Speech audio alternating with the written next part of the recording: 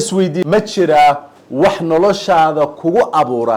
subax walba inaad soo kacdo because rajadaasaad qabtaa hammigaasaad haysataa waxaanad rabtaa inaad nolosha ku gaarto haddii ay yes tahay haddaba saddexdan waxyaalood baa inta badan dadka cudurka ee iska ilaali marka aad baraarugsan tahay waxa aad samaynaysaa waxa dantu kuugu jirto inaad qabato una qoyan tahay waxa aad adiga lagu abuuray that's why baraarujin u jeceshahay inaad message-kan dhamaystirato la share garayso dadka kale naguna soo biirto say ummadeenu u noqoto dad baraarugsan oo dantooda garanaya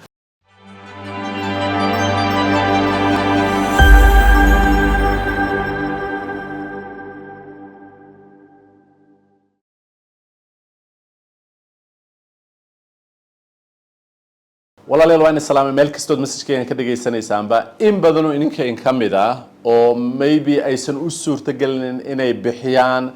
ama dhaqaale ahaan aysan u suurtagelin dhalinyarada Soomaaliyeed meel kasto aad joogtaan inaad koorsooyinka aan bixino ee dhaqaalaha badan lagu bixiyo aadan awoodin maanta waxaan ku wadaa news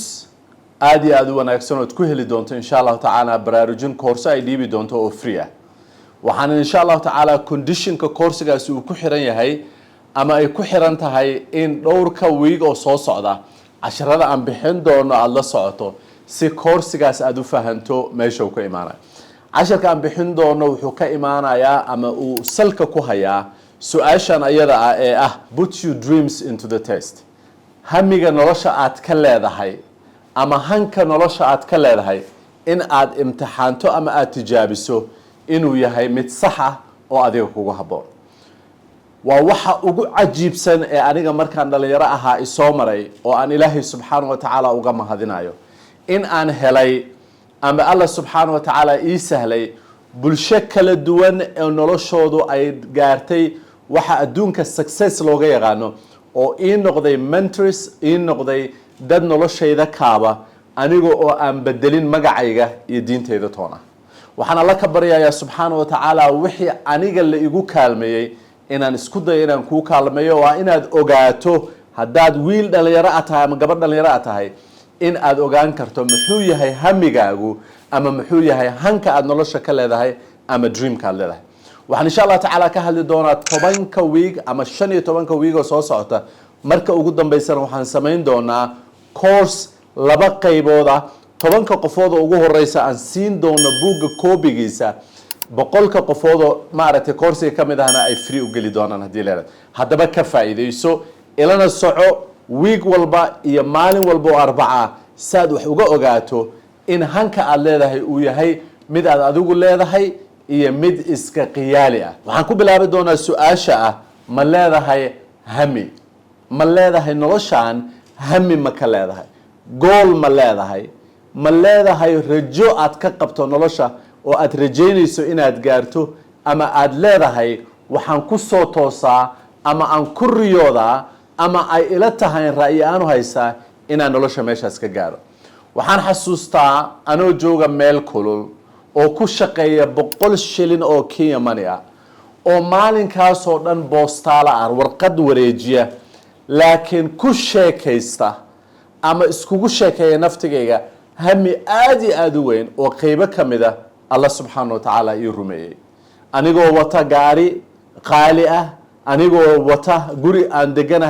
aan leeyahay oo laga yaabo kabaha aan markaas qabo kaba ka badan inaan qabin waxa ugu badan ee qofka bilo aadanka uu noloshiisa u sheegi karo waa inuu Allaha qaaliqa ay abuuray ka rajeeya ama uu haystaa han Allah subhanahu wa ta'ala siiyay oo uu qaba rajo Allah subhanahu wa ta'ala gaarsiiyo ma ahan degree-gaaga ma ahan aqligaaga ma ahan awoodaada waa rajo laga raba inaad rajayso oo aan gadaal ka sharaxi doono waxa dreamku yahay inaad rajayso in Allah subhanahu wa ta'ala uu ku siiyo hammi aad ku hamiso wax weyn hammi aad ku hamiso wax weyn oo aad Allah u tala saarato inuu ku gaarsiiyo subhanahu wa ta'ala hadaba isweydii ma leedahay hammigaas ma haysataa hankaas ma jira wax noloshaada kugu abuura subax walba inaad soo kacdo because rajadaasaad qabtaa hammigaasaad haysataa waxaanad rabtaa inaad nolosha ku gaarto haddii ay yes tahay haddaba saddexdan waxyaalood baa inta badan dadka cudurka iska ilaali marka koobaad waxaa cudur ku ah dadku inay ceeb u arkaan inay hammigooda iyo rajadooda ka sheekeeyaan. Number 2, in lagu qoslo oo ay la aamusaan hammigooda si aan loogu qoslin. Number 3, inaysan aqoonin ama aysan sharaxi karin si ay ku kala duwaan ayaga awoodooda iyo awoodda Rabbi subxaanahu wa tacaala ayagoo hammigooda sheeganay. Tusaale ahaan midaas dambe, aniga in aan private jet gato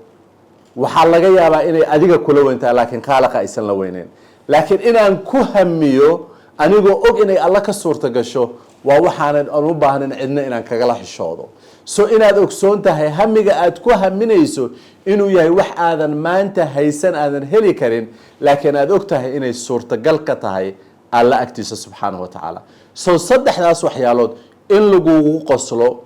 iyo in lagugu cajibo oo lagula yaabood ka xishooto iyo inaadan aqoonin sidaad u samayn lahayd ama u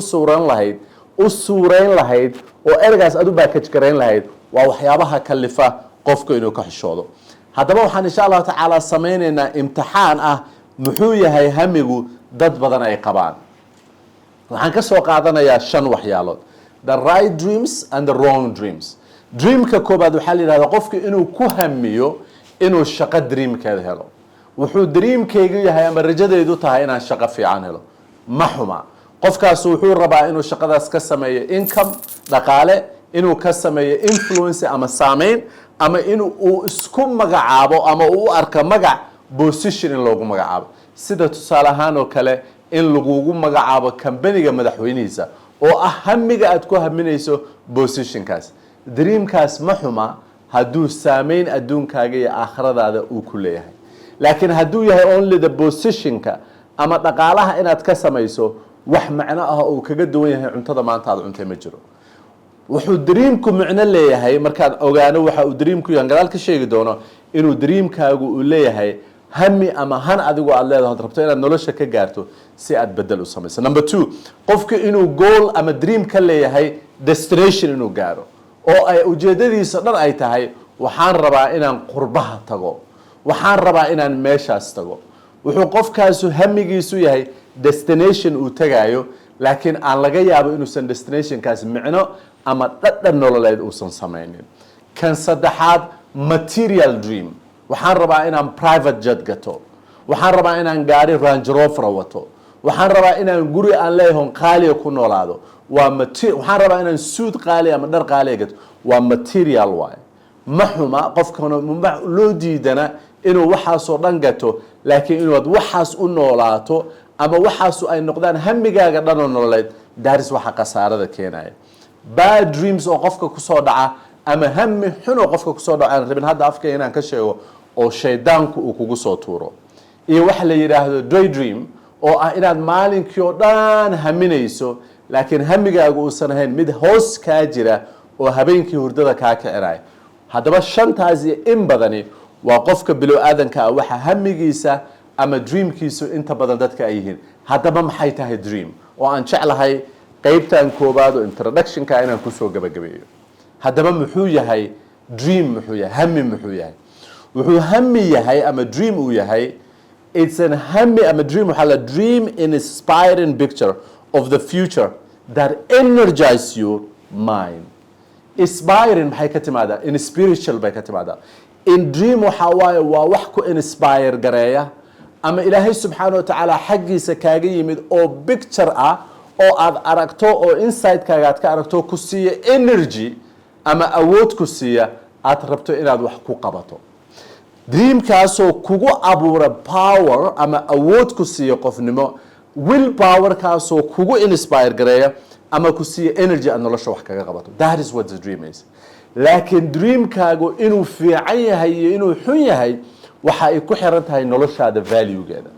in aad rabto inaad position tagto ama destination tagto ama material nolosha ka gadato ama aad ma aragtay hami xun leedahay waxay ku xiran tahay valuegaaga ama qiyamka aad nolosha ka taagan tahay. laakiin dream micnihiisa waxa waaye something inspire you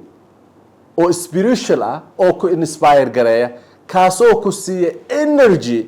aadan inaba hala ekaatee aad awoodda alle ku siiyey marna aadan hagranin ood bannaanka soo dhigto taasoo kalifta inaadan halaaqyoonin oo aadan caajisin because waxaa tahay qof ama waxaa tahay maaragtay qof human oo raba inuu gaaro sida Abu Ubayda oo kale in lagu hamiyo qofka inuu leeyahay hammi qolkaan oo dhan oo Abu Ubayda inaan helo ama qolkaan oo dhan oo hebel oo kale inaan helo waa hammi ama magaalo hebel inaan xukumo oo aan diinta iyo dadka ficilkooda iyo xumaantooda ka bedelo noloshu inaad saas u hamiso wax wanaagsan waay let me give you qofku markuu dream fiican leeyahay ama hammi fiican leeyahay dan inspiring kaas waxa sameynaya waxay la mid tahay ku xasuusan kartaa maalinka aad rabto inaad aado traveling ama vacation inaad aado oo aad ogsoon tahay meeshaad u socoto ama destination aad u socoto inay meel wanaagsan tahay tusaalaan xajka oo kale aad u socotaa tusaalaan meel wanaagsan oo kale aad u socotaa meeshaas wanaagsan waxay ku gelinaysaa hammi ama picture aad u fara badan oo aysan suurtagal ahayn inaad cidna u sheegto laakiin maskaxdaada aad ka imagine garaynayso waxa aad samaynayso markaad meeshaas tagto ama waxa kuu muuqda micnaheedu ay tahay caajis kuguma jiro micnaheedu waxay tahay energy-gaagu it's high micnaheedu waxay tahay waad riyoonaysaa ama raaraynaysaa energy dadka sometimes dadka qaarkood jirkoodaa dibaaxiya intaysan meeshaas tegin meelaha aniga meeshaasoo kale ila mid ahi waa marka aan u socdo magaalada la yidhaahdo Madiino oo aan soo arkay nabi ilaahi maxamed sallallahu alayhi wasallam qabrigiisa oo aan u baahanahay adduunka iyo everything else aan dhan dhigto because aragtida nabi ilaahi maxamed sallallahu alayhi wasallam iyo salaantiisa iyo tusida aan arkayo nabigu meeshuu ku jiro oo aan kugu encourage garanayo haddaadan weligaa samaynin inaad fiiriso dream ka dhigato inaad nabiga sallallahu alayhi wasallam soo salaato inay hammigaaga noqoto si haddii aad nabigu noolaan lahaa oo aad meel fog jiri lahayd aad excuse uga dhiganin idan hammi laga rabo qofka inuu ku hamiyo waxaana igu dhaliyey ma ahayn hammi aan anigu yeeshee qof baa igu dhaliyey itusay micnaha ay leedahay anaa hoob journeygan inuu ka mid noqdo one of the your hammies inay arrintaas ka noqdo waxaan kusoo gabagabaynaa dream ama hammi haddaad maqasho waa wax adiga kaa weyn oo aad maalinkaas meesha aad joogto ka weyn laakiin aad u baahan tahay inaadan hammigaaga ama dreamkaaga ama riyadaada aanad yaraynin laakiin adiga aad u baahan tahay inaad isweynayso